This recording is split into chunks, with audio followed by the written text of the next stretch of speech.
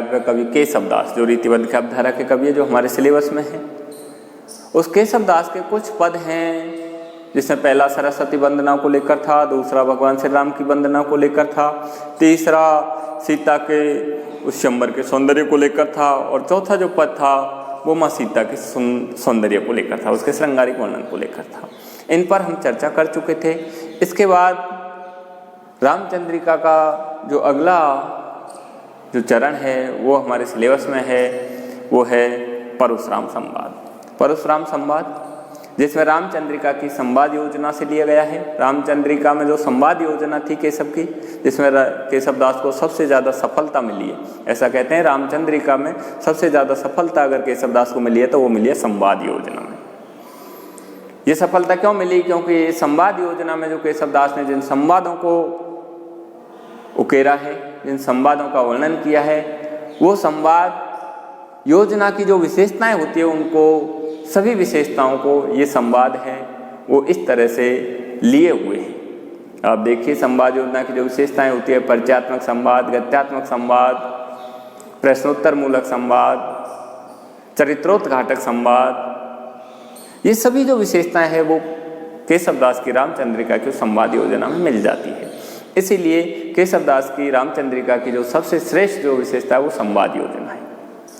और इस संवाद योजना का जो कुछ अंश है या कुछ पद है वो आपके सिलेबस में रखे गए हैं, जिसमें पहला पद है वो आपके परशुराम संवाद को लेकर है, जिसमें परशुराम जी है वो जैसे ही शिव धनुष भंग होने के बाद सीता के स्वयंवर में जैसे ही भगवान श्री राम ने शिव धनुष को तोड़ दिया था, तो शिव धनुष तोड़ने के बाद देखिए परशुराम जी क्रोधित हो जाते हैं। क्रोधित होकर के और देखिए वो भगवान श्री राम से क्या कहते हैं। हम संवाद योजना है जिसमें पात्रों में आपसी वार्तालाप होता है, वो संवाद योजना कहलाती है। अब देखिए यहाँ परशुराम जी है वो भगवान श्री राम से क्या कह रहे हैं, वो क्रोधित होकर के और भगवान श्री राम से कह रहे हैं शिव धनुष के भंग होने के बाद देखिए क्या कह रहे हैं, तोर सरासन शंकर को शुभ सी स्वयंवर माज भरी। देखिए क्या कह रहे हैं, वो कह रहे हैं तोर सरासन शंकर को, श्री राम से कह रहे हैं कि हे राम तोर सरासन शंकर को, तुमने शंकर का इस तरह शिव धनुष तोड़ करके, वो तुमने शिव धनुष तोड़ करके, तोर सरासन शंकर को, अर्थात शंकर का इस तरह का धनुष तोड़ करके, तोर सरासन, सरासन बोलते हैं सर जिस पर आसन होता है, धनुष के लिए कहा है। तो देखिए तोर सरासन शंकर को तुमने शिव का इस तरह धनुष तोड़ करके शुभ सी स्वयंवर माज भरी, शुभ समय पर, अच्छे समय पर या कल्याणकारी या मंगलकारी इस तरह के सी स्वयंवर माज भरी, उस सीता जी को आपने स्वयंवर के मध्य में इस तरह वर्ण किया है। अर्थात तुमने इस तरह शिव धनुष को तोड़ करके और शुभ समय पे स्वयंवर के मध्य सीता जी का इस तरह वर्ण किया है। ताते बड़ो अभिमान महामन, इसीलिए, ताते का मतलब इसलिए, बड़ो अभिमान महामन, इसलिए तुम्हारे मन में बहुत ज्यादा अभिमान बढ़ गया है। अर्थात इस तरह तुमने अच्छे समय पर स्वयंवर में इस तरह शिव धनुष तोड़कर सीता जी का जो वर्ण किया है, इस वजह से तुम्हारे मन के अंदर बहुत ज्यादा अभिमान बढ़ गया, बहुत ज्यादा घमंड बढ़ गया है। मेरियो ने कन संग करी, तुमने इस अभिमान की वजह से, इस घमंड की वजह से मेरियो ने कन संग करी, मेरा थोड़ी भी, मेरियो ने कन संग करी, मेरी थोड़ी भी तुमने चिंता नहीं करी, मेरे विषय में थोड़ा भी नहीं सोचा कि परशुराम जी के इसका क्या प्रभाव पड़ेगा। मेरी उन्हें कंसन करेगी, अर्थात मुझसे थोड़ी भी तुमने चिंता नहीं करी कि वो गुस्से में होंगे और गुस्से में होकर के पता नहीं किस तरह क्रोधी स्वभाव में किस तरह हमको इस तरह का वचन बोलेंगे। इस बात की तुमने थोड़ी भी चिंता नहीं करी, मेरे गुस्से की आपने थोड़ी भी चिंता नहीं करी, मेरी उन्हें कंसन करी। जब देखिए भगवान श्री राम से परशुराम जी ने जब इस तरह गुस्से में कहा, तो भगवान श्री राम उनके विनम्रता के साथ उनके साथ सामने किस तरह पेश आते हैं, तो उस बात को बताते हुए देखिए भगवान श्री राम जी कह रहे हैं, क्या कह रहे हैं, परशुराम जी से कह रहे हैं, सो अपराध पर्यो हम सो अपराध, सो यानी ऐसा हो चुका है, सो अपराध पर्यो हम सो, कि हम तोड़ना नहीं चाहते थे लेकिन अब ये अपराध हमसे हो चुका है। सो अपराध पर्यो हम, सो अपराध पर्यो हम सो, अब क्यों सुघ्रह तुम हो तो कहो। देखिए उन्होंने कहा कि हम इस स्वयंवर के अंदर शिव धनुष को नहीं तोड़ना चाहते थे, लेकिन हम जैसे उसको उठाया तो शिव धनुष है वो टूट गया, भंग हो गया। तो अब ये अपराध हमसे हो गया, सो अपराध पर्यो हम सो।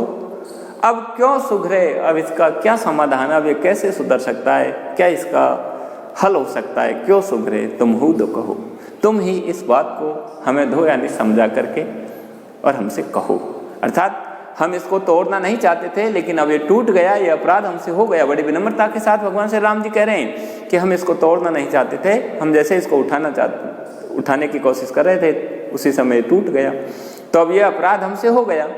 लेकिन अब इस क्यों सुधरे, अब ये अपराध किस तरह से सुधर सकता है, किस तरह से इसका समाधान हो सकता है, तुम हो तो कहो, तुम ही इसको समझाकर हमको कहो।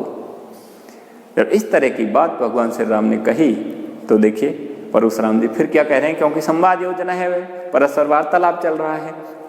परशुराम जी कह रहे हैं बाहु दे दो कुठारे केशव, आपने धाम को पंथ कहो। देखिए क्या कह रहे हैं, क्रोध के साथ कह रहे हैं परशुराम जी, बाहु दे दो कुठारे केशव। केशवदास जी के माध्यम से कह रहे हैं बाहु दे दो कुठारे, कि अब इसका एक ही समाधान है, बाहु दे दो कुठारे, कि आप अपनी दोनों भुजाएं हैं वो मेरे कुठार के आगे कर दीजिए, उसकी भेंट चढ़ा दीजिए, कटवा दीजिए। बाहु दे दो कुठारों केशव, आपने धाम को पंथ कहो, और फिर आप अपने घर का जो रास्ता है उसको पकड़ लीजिए, ग्रहण कर लीजिए। अर्थात इसका एक ही समाधान है।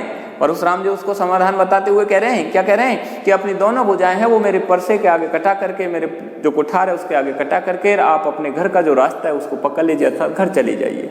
इस तरह की बात वो भगवान श्री राम से कह रहे हैं। इसके बाद देखिए भगवान श्री राम क्या कह रहे हैं, भगवान श्री राम फिर विनम्रता के साथ फिर के परशुराम जी से कह रहे हैं, देखिए क्या कह रहे हैं, टूटे टूटन हार तरु वायु दीजत दोष, त्यों अब हर के धनुष को हम पर कीजत रोष। हम पर कीजत रोष काल गति जानिन जाही, होनहार है रहे मिटे मेटी न मिटाई। होनहार है रहे मोह मद सबको छूटे, होए तिनका वज्र वज्र तिनका है टूटे। देखिए क्या कहा, कुंडलीय छंद है, और कुंडलीय छंद के माध्यम से भगवान श्री राम परशुराम जी से कह रहे हैं, वो कह रहे हैं टूटे टूटन हार तरु बाय हुई दो जत दोष। वो कह रहे हैं टूटे टूटन हार तरु, कि जिस पेड़ को टूटन हार होता है, जो पेड़ टूटने वाला होता है, टूटे टूटन हार तरु वायु दो जत दोष, फिर उसके लिए वायु को दोष क्यों दिया जा रहा है। अर्थात वो शिव धनुष के लिए कहा है यहाँ, वो कह रहे हैं कि शिव धनुष था वो टूटने वाला ही था, ये छीण था, कमजोर था, ये टूटने लायक था, हमने जैसे इसको छुआ ये टूट गया। तो उस पेड़ के माध्यम से वो बताते हुए कह रहे हैं टूटे टूटन हार तरु, कि जो टूटने वाला जो पेड़ होता है वो टूटता है, टूटे टूटन हार तरु वायु हुई दीजत दो, फिर उसके लिए वायु को क्यों दोष दिया जाता है। तो इसी तरह वो कह रहे हैं कि ये शिव धनुष है, ये टूटने वाला ही था, इसके लिए आप हमको क्यों दोष दे रहे हो। त्यों अब हर के धनुष को हम पर कीजत रोष, त्यों यानी उसी तरह से अब इस हर के धनुष का, इस शिव के धनुष का हम पर कीजत रोष, आप क्यों हम पर रोष कर रहे हो। अर्थात जो पेड़ टूटने लायक होता है वो टूटता ही है, उसके लिए वायु को दोष नहीं देना चाहिए। उसी तरह ये धनुष है वो टूटने वाला ही था, और इस धनुष के टूटने पर, इस शिव धनुष के टूटने पर आप हम पर रोष क्यों कर रहे हो, क्यों गुस्सा कर रहे हो। हम पर कीजत रोष काल गति जाने न जाए। आगे फिर कह रहे हैं हम पर कीजत रोष काल गति जाने न जाए। वो कह रहे हैं कि हम पर आप रोष मत करिए, काल गति जाने न जाए। समय की जो गति है वो किसी के जानने में नहीं आती है, काल गति जाने न जाए। काल की जो गति होती है वो जानने पर भी नहीं जानी जाती। समय को ऐसा होना ही था, समय को ऐसा करना ही था। होनहार है रहे मिटे मेटी न मिटाई। फिर देखिए क्या कहा, फिर वो कह रहे हैं होनहार है रहे। होनहार जो होता है वो होकर ही रहता है, मिटे मेटी न मिटाई। वो मिटाने पर भी मिटने से नहीं मिट सकता। होनहार है वो होकर ही रहता है, मिटे मेटी न मिटाई। उसको कितना ही मिटा लो, मिटाने पर भी वो नहीं मिट पाता है। इस तरह की बात उन्होंने कही। होनहार है रहे मोह मद सबको छूटे। और देखिए फिर आगे क्या कहा, उन्होंने कहा जब होनहार होकर रहता है वो मिटने पर भी नहीं मिटाने पर भी नहीं मिट सकता है, तो फिर मोह मद सबको छूटे। तो फिर जिस वस्तु के प्रति जिसको जो मोह होता है वो मोह है, जो घमंड है, वो धीरे धीरे सब छूट जाता है। जब होनहार जब होकर ही रहता है तो फिर जो होने वाला होनहार जिसके साथ हो रहा है उसके प्रति हमारा जो मोह होता है, जो घमंड होता है, वो सब अपने आप छूट जाता है। मोह मद सबको छूटे, होए तिनका वज्र, वज्र तिनका है टूटे। देखिए उन्होंने क्या कहा, होनहार एक इस तरह का होता है समय, और होनहार इस तरह का बलवान है कि होए तिनका वज्र, कि जब होनहार होता है तो होए तिनका वज्र, एक तिनका होता है वो वज्र के समान कठोर हो जाता है, तिनका है टूटे, और जो वज्र है वो तिनका होकर के टूट जाता है। तो उन्होंने कहा जब होनहार प्रबल होता है तो तिनका है वो भी वज्र हो जाता है, तिनका है वो भी वज्र हो जाता है, और जब होनहार कमजोर होता है तो तिनका है वो भी वज्र हो जाता है, और जब होनहार प्रबल होता है तो कितना ही वज्र हो वो भी तिनका हो जा करके टूट जाता है। इस तरह की बात उन्होंने इस पद के माध्यम से कही है, या होनहार को और काल की जो गति है उसको केशव दास जी ने भगवान श्री राम के माध्यम से प्रबल बताया है। तो उन्होंने कहा कि हम इसको तोड़ना नहीं चाहते थे, लेकिन समय की गति और होनहार ऐसा था जिसकी वजह से ऐसा हो गया। भगवान श्री राम ने ये बात होनहार के माध्यम से और काल को बलवान बताते हुए और परशुराम जी से इस तरह कही है।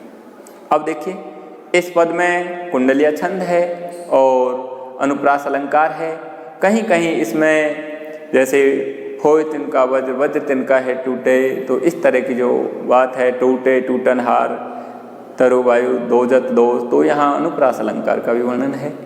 धन्यवाद। इसके बाद आगे की चर्चा हम अगली वीडियो में करेंगे।